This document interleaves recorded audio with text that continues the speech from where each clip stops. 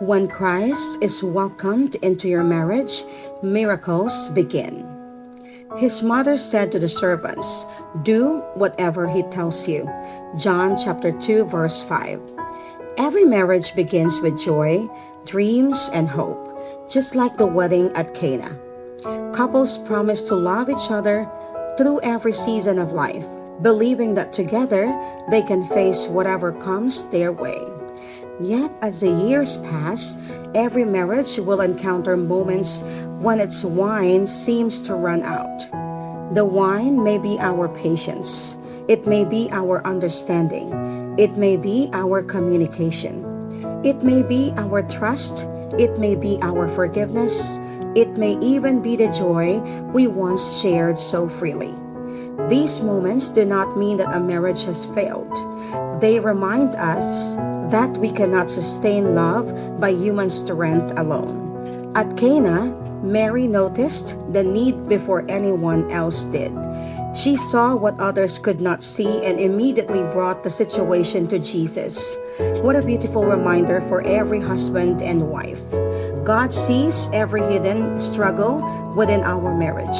He sees the conversations that were never finished. He sees the tears that no one else notices. He sees the silent disappointments, the sacrifices, the misunderstandings, the fears, and the prayers whispered in the quiet of our hearts.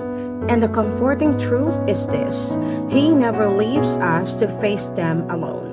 So often we try to fix everything ourselves. Human nature tells us to depend on our own wisdom, our own plans, and our own strength. We believed that if we just try harder, love harder, or work harder, everything will eventually fall into place. But God lovingly reminds us that marriage was never meant to be lived without Him. Jesus was not merely a guest at the wedding in Cana. His presence changed everything. Likewise, Christ should never be just an occasional visitor in our marriage. He longs to be at the very center of it, guiding our decisions, strengthening our love, healing our wounds, and reminding us every day that we are never alone. Then Mary speaks words that continue to echo through every Christian home. Do whatever he tells you. These are not only words for the servants at Cana. They are words for every husband. They are words for every wife. When misunderstandings arise, do whatever he tells you. When forgiveness seems impossible, do whatever he tells you. When life becomes overwhelming, do whatever he tells you. When you feel unseen or unappreciated, do whatever he tells you. When your marriage needs healing, do whatever he tells you. Being aware of God's presence means more than believing that God exists. It means recognizing that He is actively speaking, guiding, comforting, correcting, and walking beside us every single day.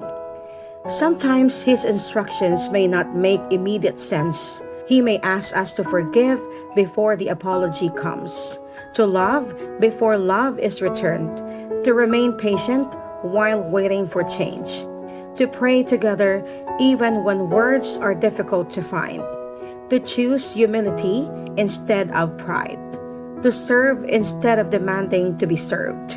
These acts may seem ordinary, but they are often where God's greatest miracles begin. The servants at Cana could have questioned Jesus. Instead, they trusted Him completely. They filled the jars with water, even though water was not what everyone thought they needed. Because they obeyed, they became witnesses to God's miracle. Marriage works the same way. When couples faithfully obey Christ, even without fully understanding His plans, they make room for His grace to transform their relationship. The 6 empty stone jars remind us of the empty places that every marriage experiences. There are seasons when communication feels empty, when laughter becomes rare, when finances become difficult, when parenting becomes exhausting, when health changes arise, when disappointments create distance, when faith grows weak. Yet those empty jars were not the end of the story. They became the very place where Jesus performed his first public miracle. Our empty places can also become holy places where Christ reveals his power. What we cannot restore by ourselves, Jesus can restore through his grace. What we cannot heal, he can heal. What we cannot transform, he can transform. Notice something beautiful about this miracle. Jesus did not simply provide enough wine. He provided the best wine. This reveals the generous heart of God. He does not merely want us to survive our struggles. He desires to renew our love, deepen our faith, strengthen our family, and fill our home with a joy that only he can give. Mary also teaches us another beautiful lesson. She did not perform the miracle herself. She simply brought the need to Jesus and trusted him completely. That is why we continue to seek her loving intercession. A mother's heart always leads her children closer to Christ. She still whispers the same words to every married couple today. Do whatever he tells you. The greatest miracle at Cana was not simply the water became wine.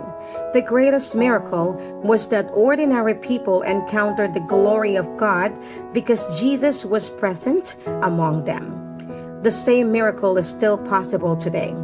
When Christ is welcomed into our marriage, ordinary days become holy moments. Simple conversations become opportunities for healing. Forgiveness becomes possible. Love becomes stronger. Faith becomes deeper. Our home becomes a place where God's presence is truly felt. No marriage is perfect, but every marriage that continually welcomes Jesus has the opportunity to become a beautiful testimony of his faithful love. So today, lovingly ask yourself, is Jesus truly at the center of our marriage, guiding our decisions and transforming our struggles? Or have we been trying to carry the weight of our relationship without fully trusting him? And a lovely reminder for all of us today. When Christ is welcomed into your marriage, he transforms empty places into testimonies of his love, his grace, and his faithfulness.